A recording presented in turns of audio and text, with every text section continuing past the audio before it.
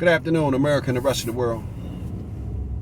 Xander J. Hobson here, stand-up comedian and entertainer, director and producer of boxing documentaries, an internet troll to those who need internet trolling. This is another episode of The Devil's Advocate, brought to you by the Brilliant Artist Movement. I'm trying to grow the platform, so please subscribe, like this video, share it, and by all means, leave your comment in the comment section, because I enjoy checking out the feedback from these videos that I make, as well as exchanging opinions and points of views with you all. Now, folks, listen, there's a strong possibility that my channel may have a shadow ban on it. So, for that reason, I can't stress how important it is for you all to hit the like, share, and subscribe button so that I can get my videos out here in the algorithm. Hey man, I got positive messages for you all.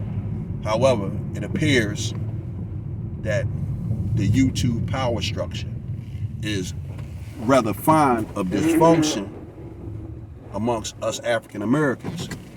So, now that we got that on the table, I think I want to talk about three guys that I know who were around in the 80s and the 90s.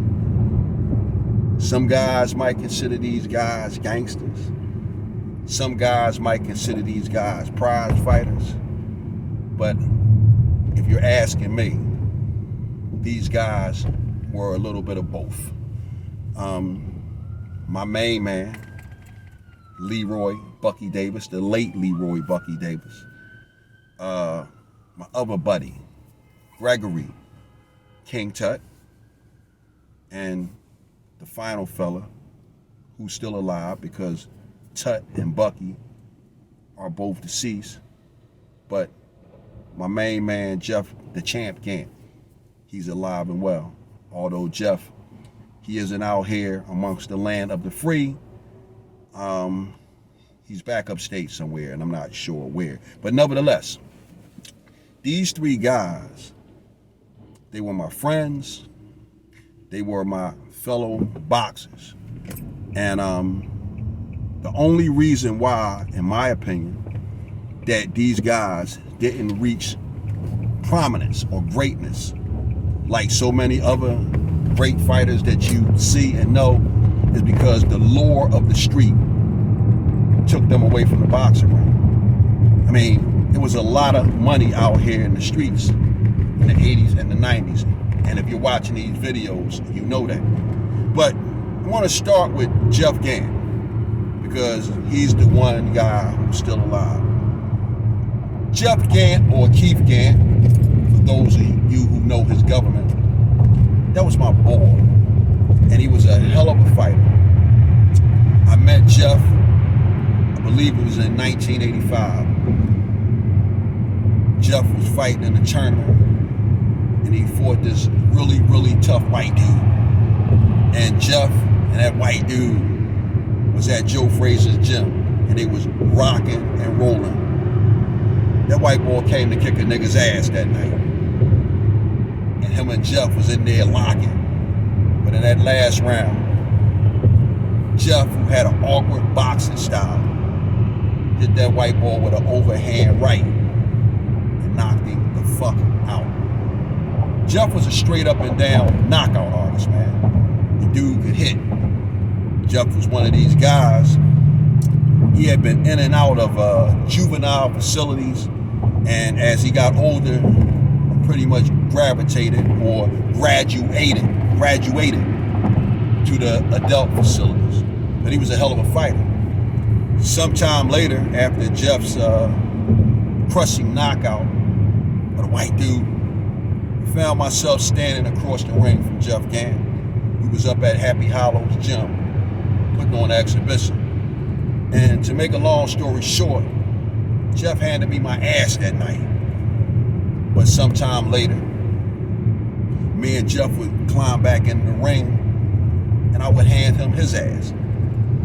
But as a result of these two exchanges between me and Jeff, exchanging blows, blood, sweat and tears with each other, we became fast friends. Because during that time, I was a booster, and Jeff was a booster, among other things. And because we were both a couple of boxers and a couple of thieves, we spent a lot of time with each other. But that was my guy.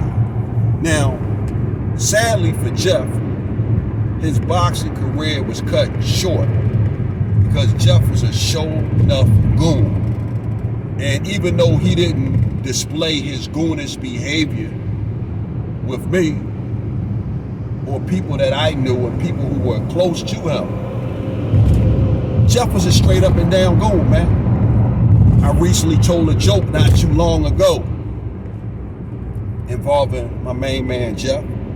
But Jeff was a goon, man. And one of the reasons why you frequently hear me say that guys like Alpo are nice guys if you take them out of their element. I knew that Jeff was a nice guy, man, because I took him around my family and friends. And I can remember one time after Jeff left the house from sitting down breaking bread with me and my family, my mother said, "I like that fella Jeff. He's such a nice guy." And guess what? I let my mom continue to think that Jeff was a nice guy because for all she knew, he was a hell of a nice guy. And that was all she needed to know about my friend Jeff Gant. Another thing about Jeff Gant, man, Jeff Gant was like the penal champion. You know, he was a hell of a fighter. And Jeff was an arch rival in the Greater Ford boxing ring of the great Bernard the Executioner Hopkins. See, everybody knows who Bernard Hopkins is, right? Because Bernard got out of jail and he wanted to live a finer, better life.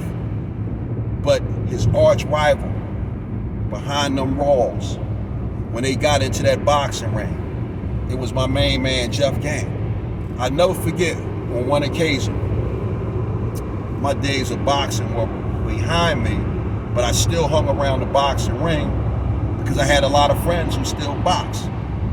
Most notably, our man Jeff Gant.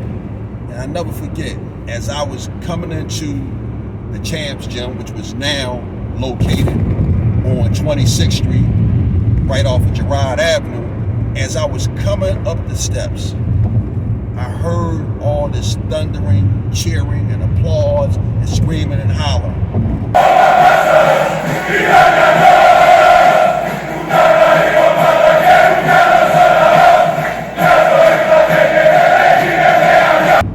And just as I reached the top of the steps and I opened up the door, I seen Jeff and Bernard Hopkins in the boxing ring, taking off their gear.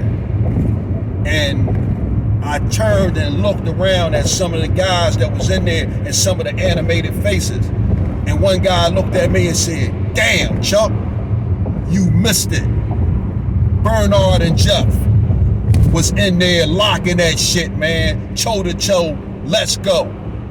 And I was like, God damn, because I've never seen Bernard and Jeff box before. And just as I made eye contact with Jeff, he looked at me and he said, "Yo, what's going on, Mad Dog?"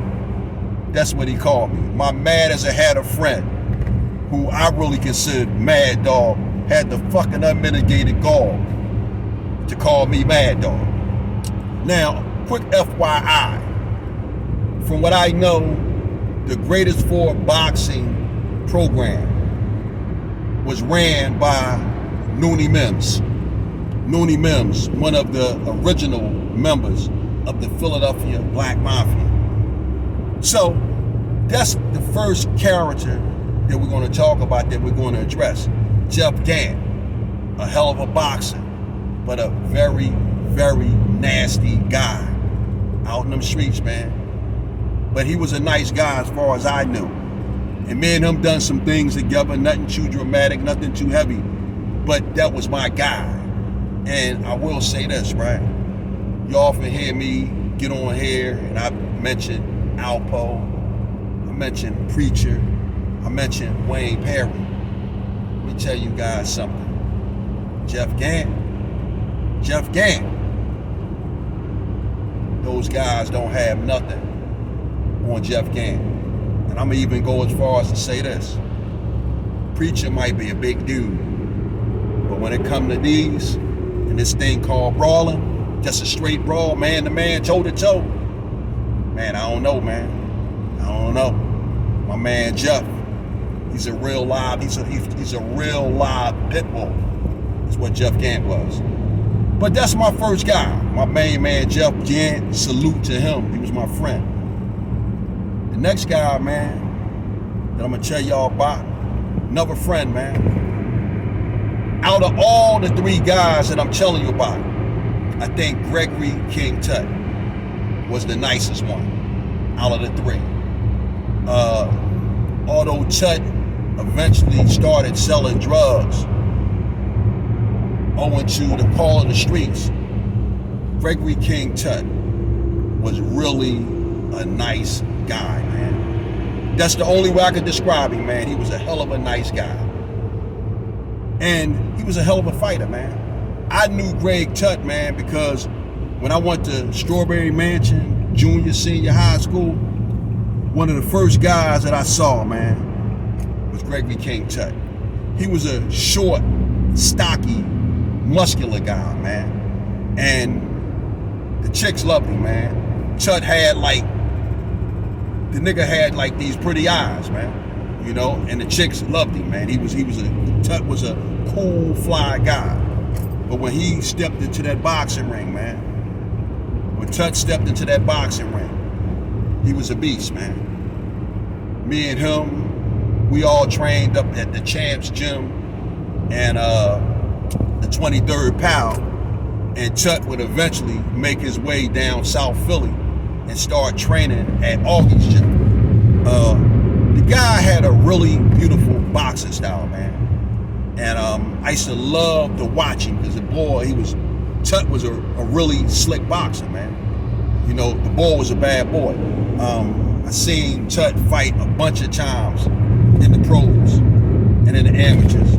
And he was trained by a fella named Monty. Monty was a cool, slick, old head cat.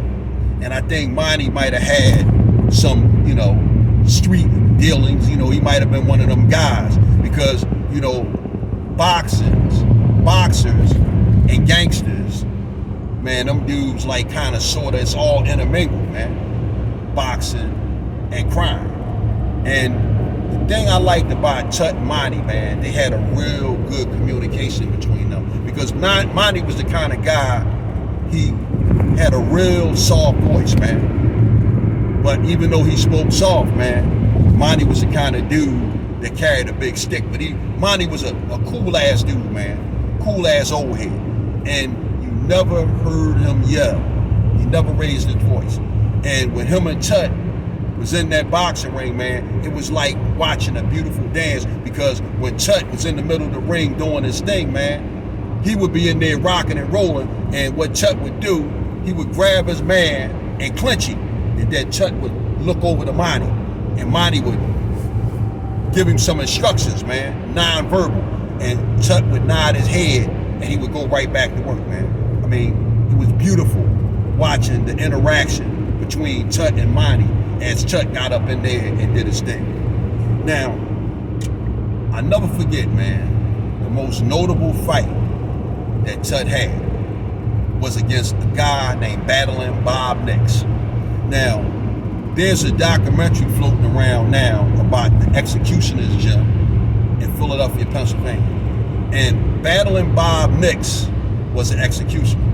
And on the night that Gregory King Tut fought Battling Bob Nix, we was all up at Joe Frazier's gym.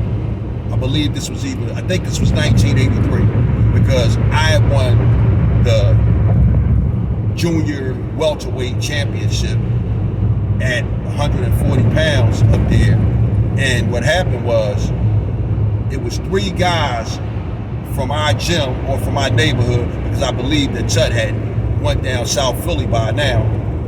But it was myself, Chucky Joe Hobson. It was another guy named Ronald Tusky Johnson, And the man to bring it home was Gregory King Tut. All of us had championship bouts, man. I took my guy out in the first round with a body shot, and Tusky, him and his man went the distance, but Tusk broke the boy jaw. And then the last fight, man, the main event for that little exchange for the neighborhood of North Philadelphia was Gregory King Tut against battling Bob Nix. And man, let me tell you something, man. Them two dudes, man, they got up in there and they rumbled, man. And the one thing that I remember most, man, is it took Tut's stock with me to a whole nother level. When Greg Tut got in that ring, man, he had on his long robe, and they announced from the Executioner's Gym, battling Bob Nix. Man, Bob Nix done whatever he did, man. He looked at Tut like, yeah, nigga, I'm coming to see you. And when they announced Tut, and from South Philadelphia, fighting out of Augie's Gym, Gregory King Tut, man, when they said that, Tut spun around, and in a perfect imitation of Aaron the Hawk Pryor in his fight against Alexis Arguello, Greg Tut smiled at Bob Nix, and he leaned over and he shook his fist at him, letting him know, like, no, boy, I'm coming to see you. Man, listen, for the sake of this video not being too long, Greg Tut and Bob Nix, man, they got in there, man, and they stood in the middle of that ring, man, and they was locking horns, bro. Tut was a little bit smoother than Bob Nix, man. Tut had this smooth spinner body.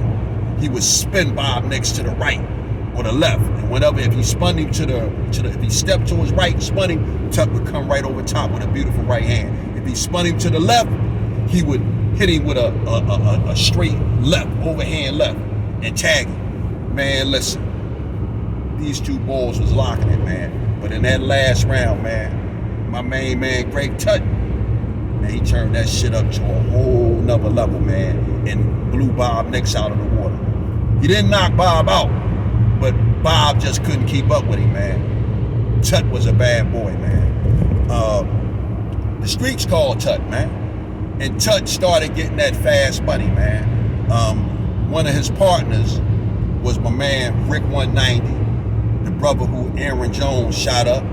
And later, when during the court trial, when Rick Jones was on the stand at the preliminary, and they asked him, yo, man, do you see the guy in here who did this to you? Rick 190 said, no, man, because some of Aaron Jones's guys had positioned themselves strategically right behind Rick 190's mother, man. Tut was also friends with another guy, man, by the name of Eyes. And finally, my main man, my homie, my man Papers. It was like those four guys were the Fantastic Four. Another quick Tut story, man, before I move on. I'll never forget, man, we was up at the USA skating rink. And me and Jeff Gant and my main man, Ronnie Chinaman Hammond, man, we all hanging out, man, at the USA skating rink.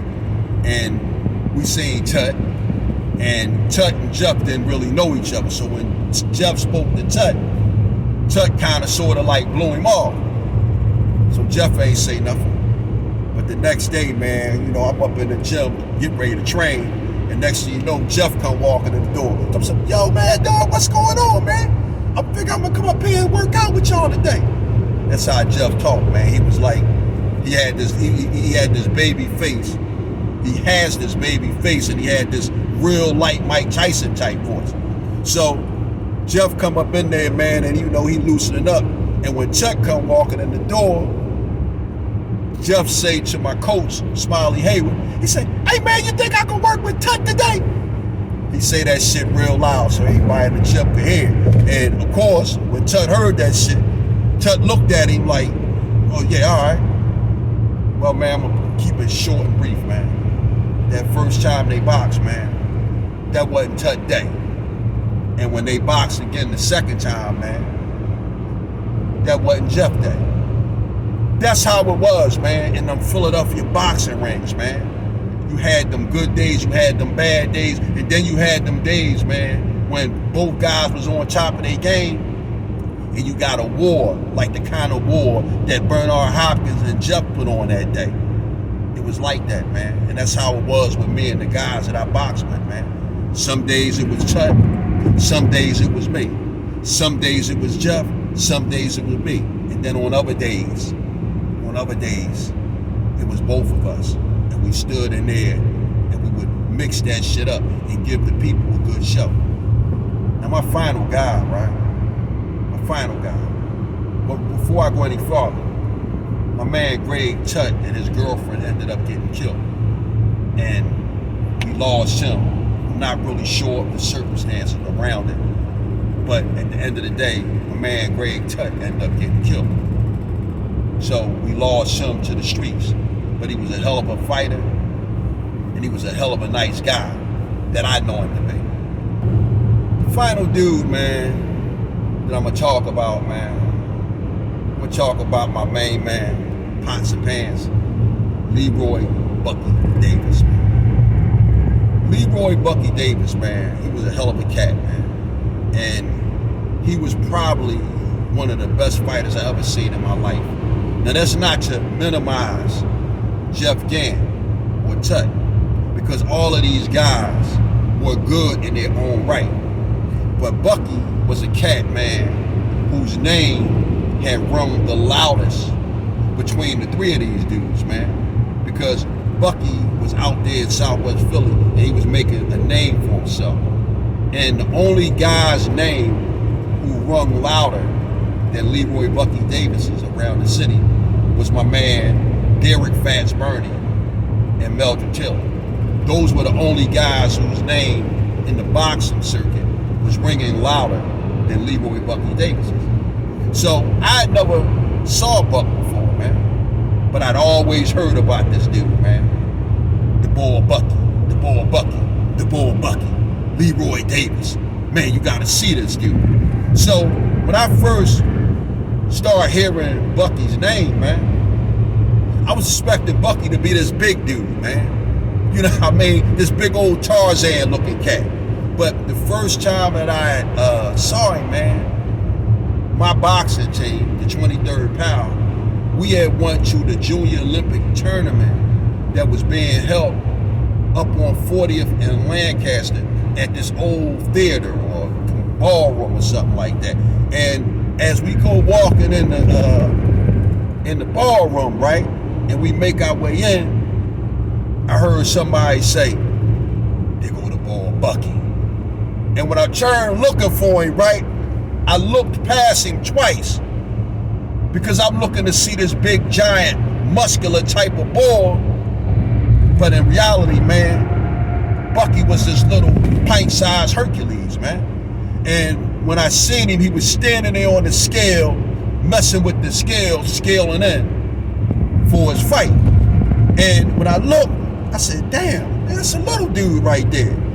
And Buck had those deep set eyes, man, that looked like he had two black eyes, man.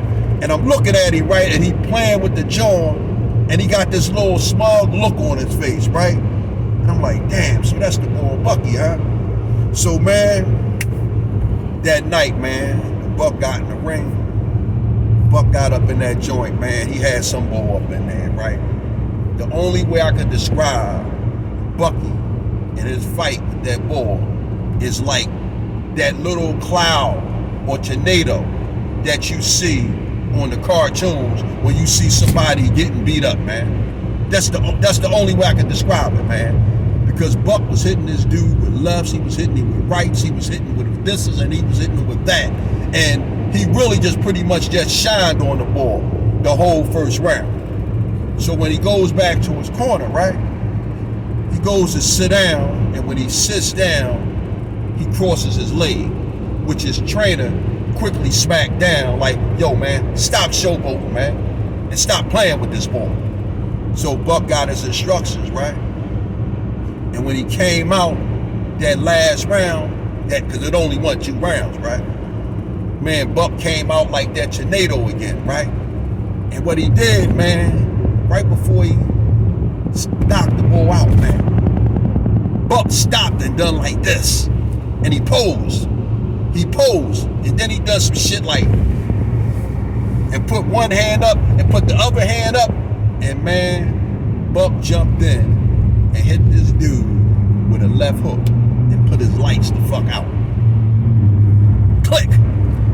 So man, that was the first time I seen Leroy Bucky Davis, man. And the next time, man, when I seen him again, man, he was standing across the ring, man, from my team captain, a guy named Derek Fats Burney, man.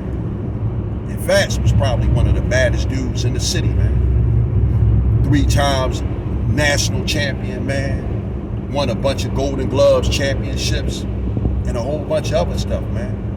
Fats was a bad boy, man. But now, he was standing across the ring from Buck, man. And in that first round, man, when Fats and Buck stepped to each other, man,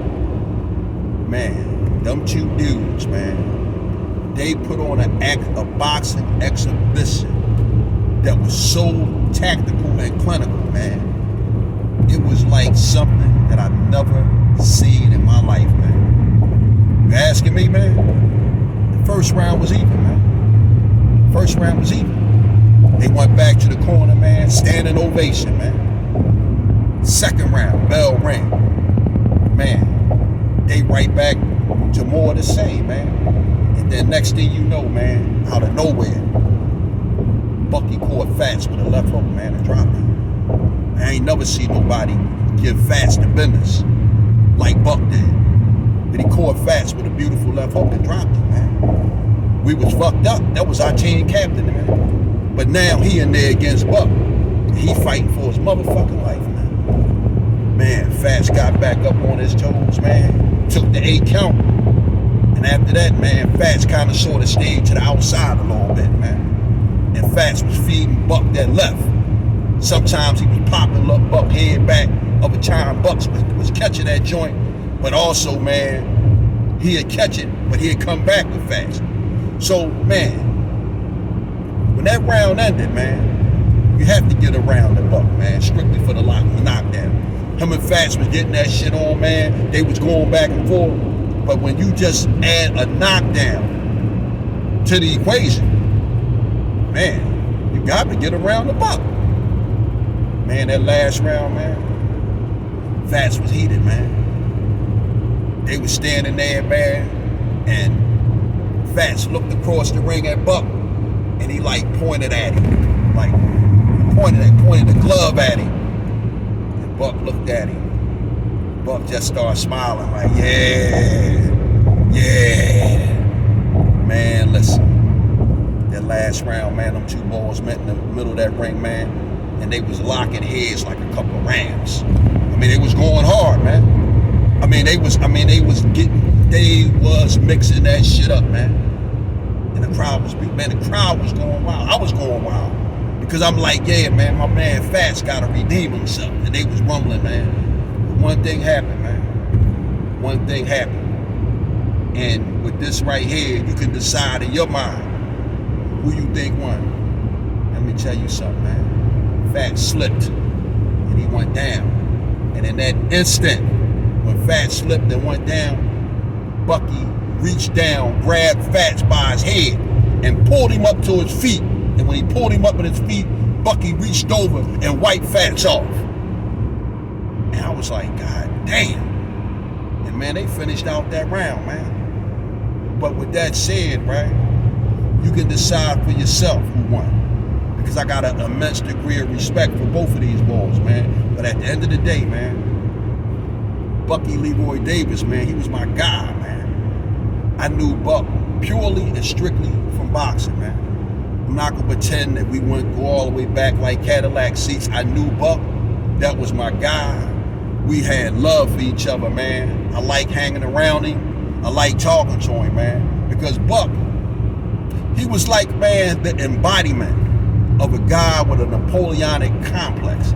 Now, I don't know Buck to be a nasty guy, but Buck was an authoritative, assertive type of guy, man. And Buck was the type of dude, man, you know that you was in the presence of a motherfucker who commanded authority, man, and respect. And like I said, man, Buck was a little teeny dude, man. He wasn't no large guy, man. He was a short dude. But at the end of the day, man, Bucky Leroy Davis, he had a lot of potential, man. And he would have been a great fighter had the lure of the streets and the fast money not got his attention. And that's the same thing, man, for Jeff Gant, Gregory King Tut, my friends, man, my fellow boxers, guys that I love, man, and guys that I sit here and give you an account of their life with nothing but pleasure, respect, and admiration for who they were and for what they stood for, man, during the time that I knew them. Now, the only sad part is, man, Buck and Gregory King Tut, man, and them dudes died before they reached 25. And my man Jeff, man, because he was such a menace, he couldn't stay out here in these streets, man. Now, I'm going to end this story with a Jeff story, man. I don't know if this is true or not, man, because me and Jeff, we grew apart because we went our separate ways, but he was still my friend. I attended his wedding, me and my wife. But I'm going to say this, man, and I'm going to get out of here. Jeff liked to gamble, man. And it's said that the young boys ran up on the crap game and stuck up the crap game. And when they told Jeff, give it up, old head, said Jeff just took his money and threw it in the young boy's face and walked away. And when Jeff walked away, man, somebody said to the young boy, oh man, you done fucked up now, man. You don't know who that was you just robbed? Young boy like, huh? You don't know who that is, man? That's the boy Jeff Gant, man. That nigga's a cold killer. You just fucked up, young buck. You a dead man. It said, I don't know if this is true or not, that the young boy was like, oh man, tell old head he can have his money back. One of them boys said, you tell him. They said the young boy ended up calling the cops on the guy. And Jeff ended up getting caught sometime later with a pistol. And he's been back in jail ever since. Now, I don't know if that story is true or not. But I will say this, man. I wouldn't be surprised if it is, because, man, my homie, Jeff the Champ Gant, was a nasty fucking guy, man. But I didn't know him to be that way, man, because he didn't act that way toward me. So, man, I hope y'all enjoyed this, man. My main man, Philly Trenches, and Fly Guy, Ronnie Two Guns, man. These boys got me telling some war stories, man. That'll probably be the last war story you'll get out of me, man, because I didn't hang around them guys, man. You know, I knew them, I was out there, I seen them, but to be honest with you, man, I stayed the hell away from them. And the only reason why I can sit here and talk about Jeff, Tut, and Leroy Bucky Davis, man, hey, man, I boxed with them dudes, man. So with that said, man, damn.